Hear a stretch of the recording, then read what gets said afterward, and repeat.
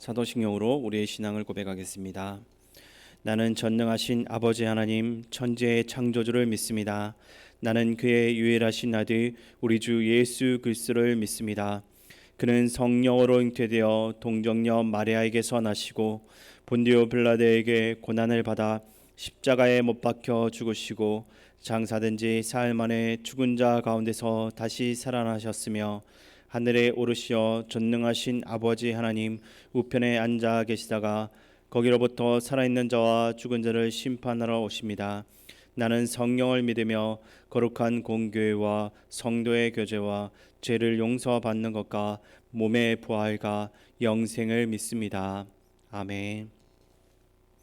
하나님께서 오늘 우리에게 주신 말씀은 이사야 14장 1절에서 32절입니다. 이사야 14장 1절에서 32절 구약성경 984쪽에 있습니다.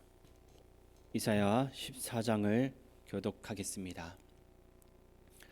여호와께서 야곱을 긍휼히 여기시며 이스라엘을 다시 택하여 그들의 땅에 두시리니 나그네된 자가 야곱 족속과 연합하여 그들에게 애속될 것이며 민족들이 그들을 데리고 그들의 본토에 돌아오리니 이스라엘 족속이 여호와의 땅에서 그들을 얻어 노비로 삼겠고 전에 자기를 사로잡던 자들을 사로잡고 자기를 압제하던 자들을 주관하리라.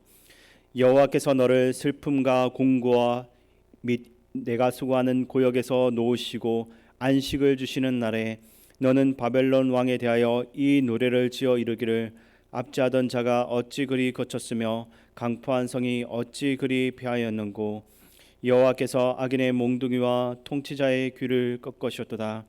그들이 분내어 여러 민족을 치되 치기를 맞이 아니하였고 노하여 열방을 억압하여도 그 억압을 막을 자 없었더니 이제는 온 땅이 조용하고 평온하니 무리가 소리 높여 노래하는도다. 향나무와 레바논의 백향목도 너로 말미암아 기뻐하여 이르기를 내가 넘어져 있은즉 올라와서 우리를 베어 버릴 자 없다 하는도다. 아래의 서울이 너로 말미암아 소동하여 내가 오는 것을 영접하되 그것이 세상의 모든 영웅을 너로 말미암아 움직이게 하며 열방의 모든 망을 그들의 왕자에서 일어서게 하므로 그들은 다 내게 말하 이르기를 너도 우리같이 연약하게 되었느냐 너도 우리같이 되었느냐 하리로다. 내 영화가 서울에 떨어졌으며 내 비파 소리까지로다. 구더기가 내 아래에 깔리며 지렁이가 너를 덮어도다. 너 아침의 아들 계명성이여 어찌 그리 하늘에서 떨어졌으며 너 열국을 엎은 자여 어찌 그리 땅에 찍혔는고. 내가 내 마음에 이르기를 내가 하늘에 올라 하나님의 뭇별 위에 내 자리를 높이리라. 내가 북극 지폐의 산 위에 앉으리라. 가장 높은 구름에 올라가 지극히 높은 이와 같아지리라 하는도다. 그러나 이제 내가 서울 곧 구덩이 맨 밑에 떨어짐을 당하리로다. 너를 보는 이가 주목하여 너를 자세히 살펴보며 말하기를 이 사람이 땅을 진동시키며 열국을 놀라게 하며 세계를 항모하게 하며 성읍을 파괴하며 그에게 사로잡힌 자들을 집으로 놓아 보내지 아니하던 자가 아니냐 하리로다. 열방의 모든 왕들은 모두 각각 자기 집에서 영광 중에 작업만은 오직 너는 자기 무덤에서 내쫓겼으니 가증한 나무가지 같고 칼에 찔려 돌 구덩이에 떨어진 죽음들에 둘러싸였으니 밟힌 시체와 같도다. 내가 내 땅을 망하게 하였고 내 백성을 죽였으므로 그들과 함께 안장되지 못하나니 악을 행하는 자들의 후손은 영원히 이름이 불려지지 아니하리로다 할지니라. 너희는 그들의 조상들의 죄악으로 말미암아 그의 자손 두륙하기를 준비하여 그들이 일어나 땅을 차지하여 성읍들로 세상을 가득하게 하지 못하게 하라. 만군의 여호와께서 말씀하시되 내가 일어나 그들을 쳐서 이름과 남은 자와 아들과 후손을 바벨론에서 끊으리라. 나 여호와의 말이니라. 내가 또 그것이 고슴도치의 굴혈과 물 웅덩이가 되게 하고 또 멸망의 빗자루로 청소하리라. 나 만군의 여호와의 말이니라 하시니라. 만군의 여호와께서 맹세하여 이르시되 내가 생각한 것이 반드시 되며 내가 경영한 것을 반드시 이루리라. 내가 아수르를 나의 땅에서 파하며 나의 산에서 그것을 짓밟으리니 그때 그의 멍에가 이스라엘에게서 떠나고 그의 짐이 그들의 어깨에서 벗어질 것이라. 이것이 온 세계를 향하여 정한 경영이며 이것이 열방을 향하여 편손이라 하셨나니 만군의 여호와께서 경영하셨은즉 누가 능히 그것을 펴하며 그의 손을 펴셨은즉 누가 능히 그것을 돌이키랴. 아하스 왕이 죽던 해에 이 경고가 임하니라. 블레셋 온 땅이여 너를 치던 막대기가 부러졌다고 기뻐하지 말라. 뱀의 뿌리에서는 독사가 나겠고 그의 열매는 날아다니는 불뱀이 되리라. 가난한 자의 장자는 먹겠고 궁핍한 자는 평안히 누우려니와 내가 내 뿌리를 기근으로 죽일 것이요 내게 남은 자는 살육을 당하리라. 성문이여 슬피 울지어다. 성읍이여 부르짖을지어다. 너 블레셋이여 다 소멸되리로다. 대저 연기가 북방에서 오는데 그 대열에서 벗어난 자가 없느니라. 그 나라 사신들에게 어떻게 대답하겠느냐. 여호와께서 시온을 세우셨으니 그의 백성의 공고한 자들이 그 안에서 피난하리라 할 것이니라. 아멘. 우리는 이사야 1장부터 12장까지 내용을 통해 이스라엘과 유다에 대한 경고와 심판을 보았고, 지난주에 읽었던 13장부터 열방을 향한 심판을 우리가 보게 됩니다. 오늘 14장에서는 바벨론과 아스르, 블레셋에 대한 심판이 나옵니다. 바벨론이라는 나라는 이사야가 살았던 시대까지는 떠오르는 신흥 강자였지만 아직까지는 아스르와 패권을 다툴 만큼 강한 국가는 아니었습니다. 그런데도 14장에서 그 당시 최강대국이었던 아스르가 아니라 바벨론을 먼저 언급한 이유가 있습니다. 바벨론은 이후 아스르보다 더 막강한 영향력을 주변 나라들에게 행사했고 남유다의 멸망도 바벨론에 의해서 진행이 됩니다. 그래서 아직 이사야 시대에는 대단하지는 않지만 수백 년이 흐르고 나서 일어났던 바벨론의 멸망을 이사야는 하나님의 감동으로 기록하고 있는 것입니다. 먼저 1절과 2절을 함께 읽겠습니다. 여호와께서 야곱을 긍휼히 여기시며 이스라엘을 다시 택하여 그들의 땅에 두시리니 나그네된 자가 야곱 족속과 연합하여 그들에게 애속될 것이며 민족들이 그들을 데리고 그들의 본토에 돌아오리니 이스라엘 족속이 여호와의 땅에서 그들을 얻어 노비로 삼겠고 전에 자기를 사로잡던 자들을 사로잡고 자기를 압제하던 자들을 주관하리라.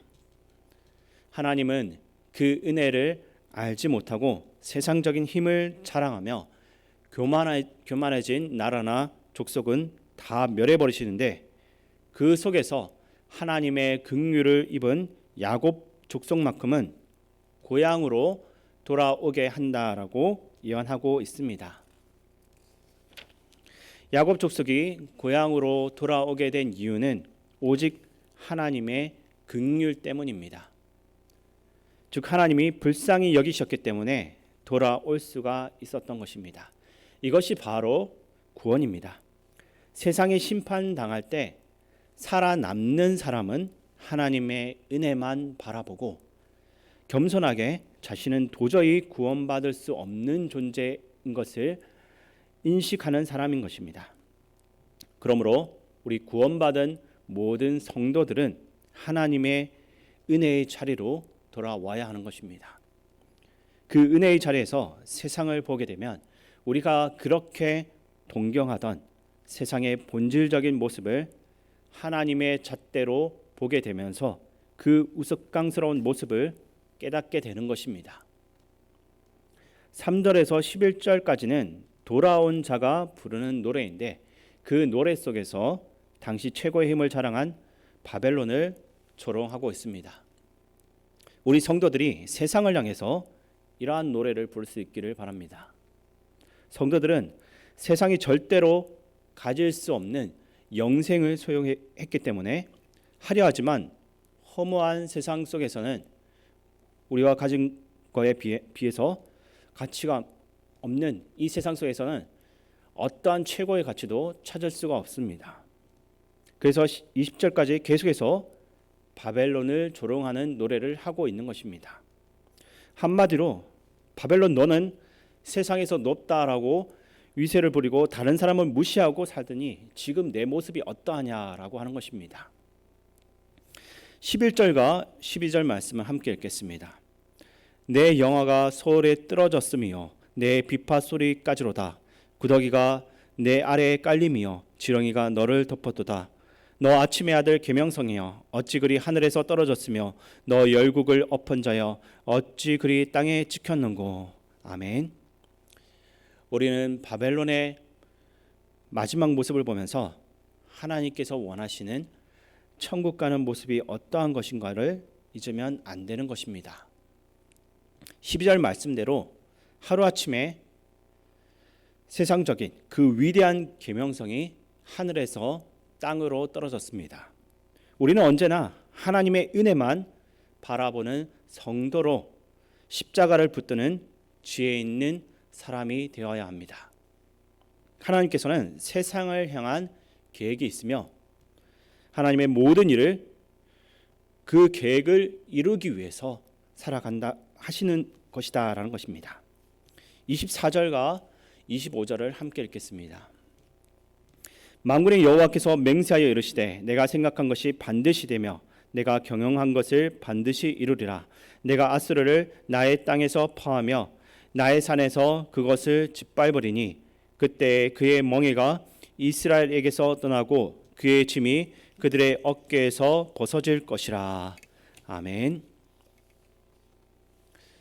24절에 만군의 여호와께서 이 말씀을 보면 분명 하나님은 무엇인가 생각하신 것이 있고 계획하신 것이 있다라는 것을 알 수가 있습니다.